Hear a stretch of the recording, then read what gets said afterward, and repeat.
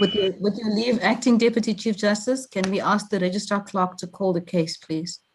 Yes, please. Good morning. I am the Registrar Clerk for today's hearing. Acting Deputy Chief Justice and Justices of the Constitutional Court, all counsel are online.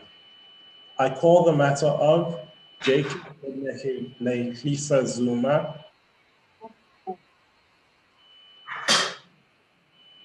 My apologies, I was interrupted.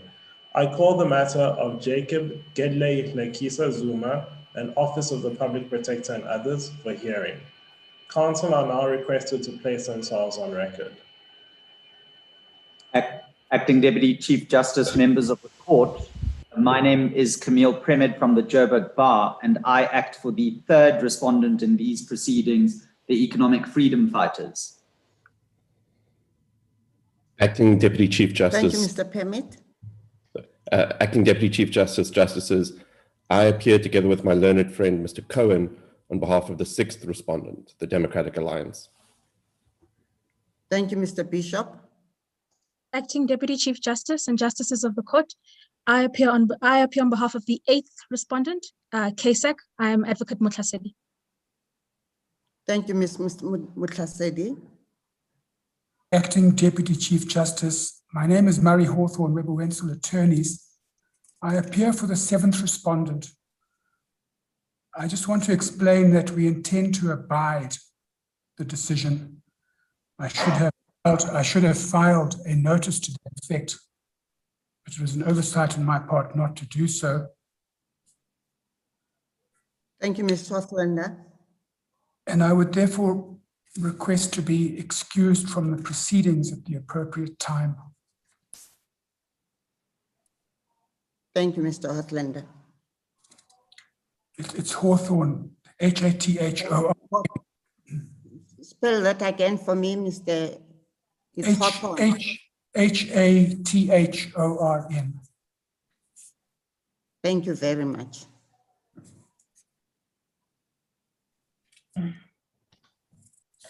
Mr. Permit. Acting Deputy Chief Justice, as you and the members of the court will be aware, we are in a strange situation where the applicant for leave to appeal has not complied with this court's directives.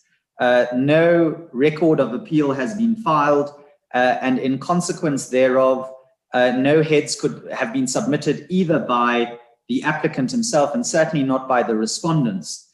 However, from the affidavits that have been filed by my client and together with the affidavits filed by the client, my learned friend's clients, the court will be aware that we collectively take the attitude that this application as it stands before the court today is fatally defective and that it should be struck from the roll with costs. And certainly in the position of my client, it should be struck with the costs of two counsel where so employed. Thank you, Mr. Permit. Mr. Bishop. Thank you, Acting Deputy Chief Justice. We align ourselves with the submissions made by Mr. Premed. The matter, there's no record, no written argument is being filed. The matter should be struck from the roll with costs, and again, including the costs of two counsel where so employed.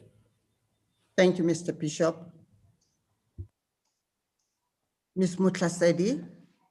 Acting Deputy Chief Justice, our position is similar to that advanced by the Democratic Alliance and the EFF. Our position is that the manner in which this application has been brought before this court is defective, and we're not in a position we've not been placed in a position to make oral or written submissions.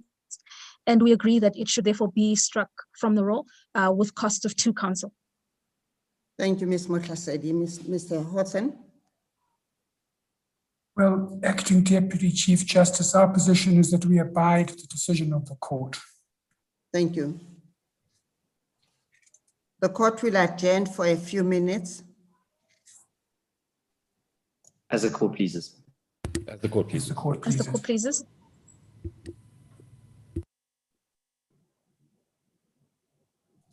Mr. Naidu, are you with us?